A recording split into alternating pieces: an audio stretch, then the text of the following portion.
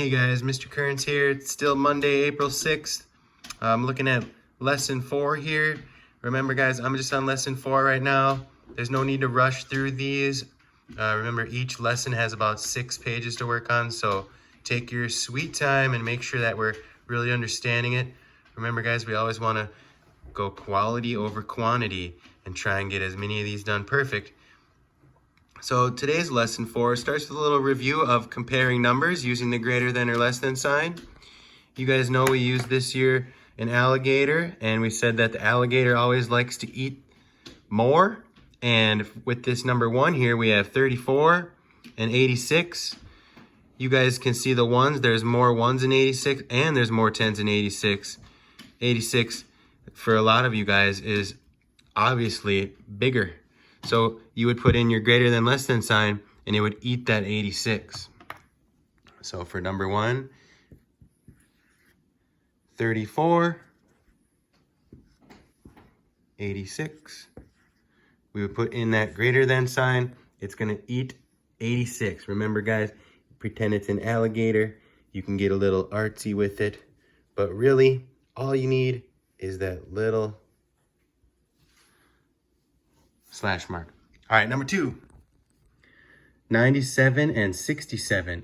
So you guys can see the ones are the same, the 7 and the 7. And then we look at the 10s. There are more 10s in 97, aren't there? So the alligator would be eating the 97. And for many of you, this is totally review. So when you're working in your workbook here, you can put in your answer, 97, 67.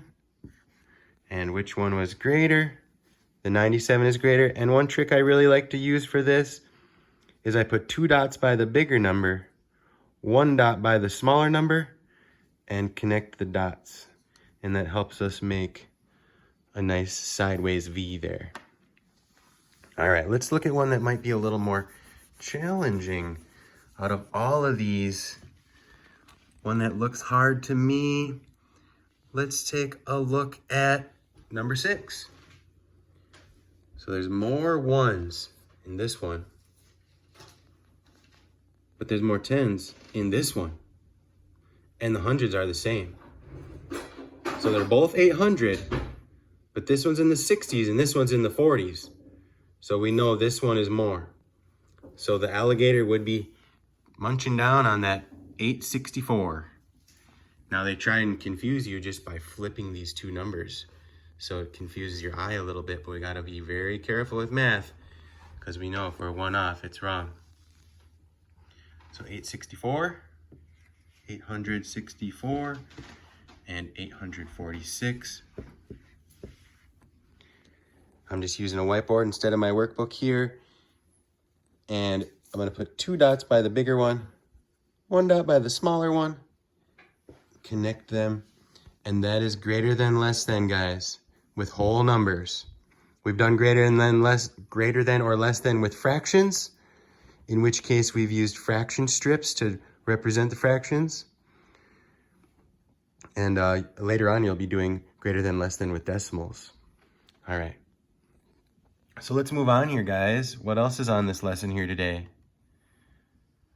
Write the number in order from greatest to least. Another thing that's probably a review for you guys. Looks like these are all whole numbers. They're not fractions. And as you guys know, whenever we're doing math, we're always trying to figure out the type of question we're working with right away. Once we figure out the type of question, then we can figure out our strategies that we can use to solve them. So the next questions here are write the numbers in order from greatest to least. Usually when we're writing numbers, we write from least to greatest, so this is probably trying to confuse you by having you go from the biggest number down to the smallest number. We have a 69, a 20, and an 81. If we look in the 10s, we have 6 10s, 2 10s, and 8 10s. Right away, that can tell us which numbers are the biggest and which numbers are the smallest. So the greatest number here, since there's 8 10s, that's the most 10s. 2 10s, 6 10s. It's got to be 81 is the greatest. Next up, 69 or 20. I think it's probably obvious for most of you. There's 6 10s there and 2 10s. So we're gonna go 69 for the next one. And last but not least, 20. So that's greatest to least. Perfect. We're gonna skip that next one. So we've done some greater than, less than, writing numbers in order. There's one from least to greatest. And these numbers looks like they're up into the thousands. As you guys know, you're big third graders now doing numbers up in the thousands. We're not really getting into 10,000s. They start that in 4th grade. But for this one, now we're writing from least to greatest. We always got to pay close attention to those directions. Least to greatest. When I'm looking at these 3 numbers, which one is the smallest? 2,245, 1,642, or 787? Well, 787, there's not even any thousands there. So that must be my least number.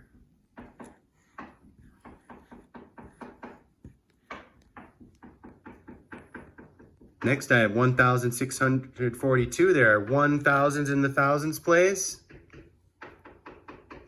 Right here, there's 2,000s in this thousands place. So you know right away, this number is a smaller number. And we're going least to greatest this time. 1,642. And last but not least, 2,245.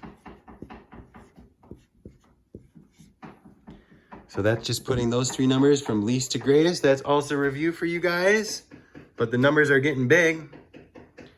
So you guys can use your same concepts you learned in 2nd grade and 1st grade about writing the numbers in order in 3rd grade when the place values get bigger, and then in 4th grade when they get even bigger.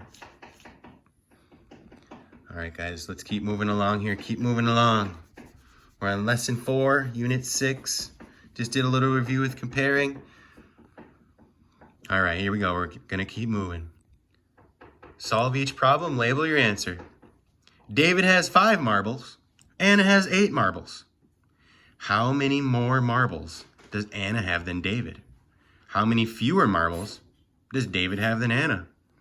It looks like they're trying to get us to understand here, guys, that a how many more question. What do we use for how many more? What is how many more? Whenever you see how many more, it is a subtraction question. It's a comparison question. You're trying to figure out how many more marbles Anna has than David. And you guys know that in, I think, 1st grade and 2nd grade, you drew comparison bars to do subtraction. Like, for instance, how many more marbles does Anna have than David? You would draw a rectangle for Anna. Anna has 8. I'm going to put an A and an 8. And then David has 5. You draw a bar for David. David has 5. Now the difference, guys, now you know the word difference means subtraction. How many more is this difference right here? And you guys know that a difference question is subtraction, so you would do an 8 minus 5. And you know your simple subtraction questions here, guys. The difference is 3. You guys can use many strategies to solve a question like this. Now the numbers, they use easier numbers on this one.